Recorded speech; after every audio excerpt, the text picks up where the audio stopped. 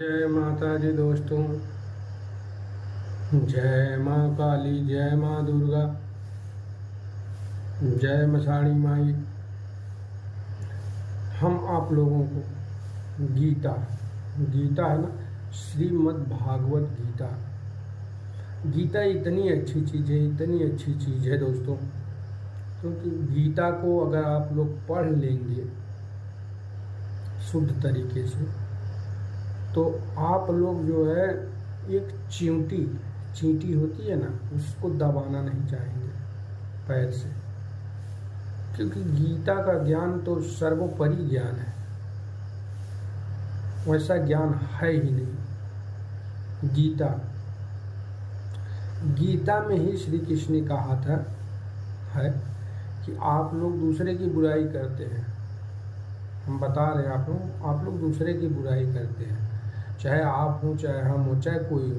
तो दूसरों की बुराई करने वाले के लिए एक चीज़ हम बता रहे हैं, गीता में ही बोले हैं भगवान श्री कृष्ण।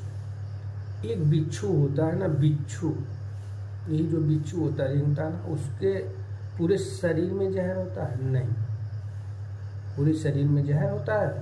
पूरे शरीर में जहर नहीं होता, सिर्फ उसके डंक में जहर होता है। वो डंक जिसको चुभो देता है, जैसे मार देता है, तो उसके शरीर में जहर फैल जाता है, उसी डंक से जहर वो निकलता है। तो आप लोग दूसरों की बुराई क्यों करते हैं? दूसरों की बुराई करते हैं तो उसी का उत्तर दिए हैं। बिच्छू जब डंक से मार देगा तो कितनी दर्द होगी, कितनी परेशानियां होगी, उसको कितनी तरीके झेलने पड़े, लेकिन झाड़ा जाएगा, सुई लगवाई जाएगी, कुछ भी किया जाएगा, लेकिन दर्द नहीं उतरेगी। दर्द तो 24 घंटे बाद ही उतरती है, 12 घंटे बाद ही उतरती है। तो आप लोग दूसरे की बुराई करते हैं। अगर उस बिच्छू का डंक, बिच्छू को खुद ही नहीं पता है कि हमारा डंक अगर हमको चुभ जाए, बिच्छू के शरीर में अगर चुभ जाए, तो बिच्छू खुद ही मर जाएगा, अपने जहर से ही मर जाएगा। तो हम लोग दूसरों की बुराई करते हैं। तो बुराई करते समय हम लोगों को सोचना चाहिए कि आज जिसकी बुराई हम कर रहे हैं उसके ऊपर पड़ेगी, कर अगर वही चीज़ हमारे ऊपर पड़ेगी तब क्या होगा? तो जो आज हम कर रहे हैं वही वो करेगा। तो इसलिए मित्रों, किसी की बुराई नहीं करनी चाहिए, और किसी के बहन को बहन की तरह समझना चाहिए, किसी की बेटी को बेटी की तरह समझना चाहिए। गीता में सब कुछ ज्ञान दिया गया है, सब कुछ का ज्ञान दिया गया है। श्रीमद् भागवत गीता बहुत अपार चीज है। बिच्छू की तरह ही सर्प होता है। सर्प कितना बड़ा होता है? एक लाठी होता है। तो क्या पूरे सर्प के अंदर जहर होता है? नहीं, पूरे सर्प के अंदर जहर नहीं होता है। उसके 2 दांत होते हैं आगे की तरफ, उसी दांत में जहर होता है। तो वो सांप अपने आप को अगर खुद को ही काट ले उस दांत से, तो सांप भी मर जाएगा, वो भी मर जाएगा, वो भी नहीं बचेगा। तो गीता तो अपरंपार चीज है। भगवान अर्जुन को, प्रभु अर्जुन को कितना ज्ञान था, अथाह सागर थे, लेकिन अपने गुरु के ऊपर जब उनको बाण चलाना पड़ा तो क्या किए थे? धनुष बाण उठा के रख दिए थे। तो उनके सारथी में कौन थे?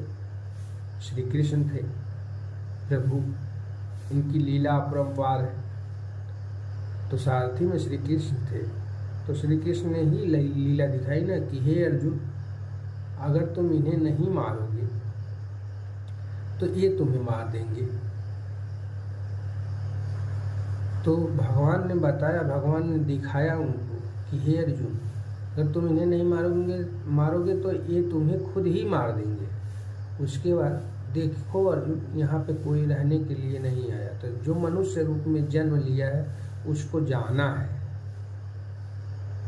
चाहे पंछी हो, जो भी सृजना ली है यहाँ पे, उसको जाना है एक ना एक दिन। उसको यहाँ पे रहना नहीं है, चाहे वो कितना भी कर ले, कुछ भी कर ले, सब कुछ मिट्टी है यहाँ पे। मिट्टी की तरह आया है, मिट्टी की तरह जाएगा।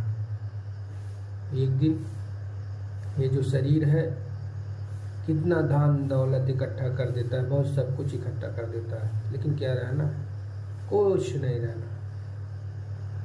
कुछ मिलेगा? कुछ नहीं मिलेगा। तो इसलिए दोस्तों गीता आप लोग पढ़िए। आप लोगों को फिर हम अगली वीडियो में मिलेंगे। तांत्रिक सुभाष पांडे। जय माता दी।